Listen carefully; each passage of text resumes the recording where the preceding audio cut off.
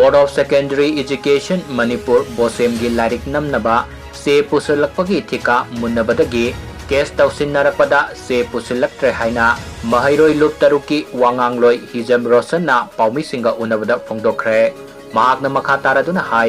se Pusillakpagi Thika Munnabana Maramoiraga Matang Sahida TextBook Fangdabagi Awaba Mayoknagadoure Hiram masigi matangda Manipur Laingak amadi Mari Lainaba Authority Singna Atuba Matamda Miyeng Sangbiduna Print Order Sing Thadokpiyo Matam Sana Mairoi Singda Lairik Fanganba haibasi Aikoi Pumnamaki Tawdra Yadraba Thawdang amani Mairoi Singa Mari Lainaba Hiramda Tender Fangauba amadi Fangaudaba Singi Marakta Case Tawsinnaraga Lairagadi Matau Karamna Lairik Matam Sana Fanganba ngamgani Atuba Matamda Mairoi Singi Khallaga Case asi Handokpiyo haina Mahakna Makatana Fongduki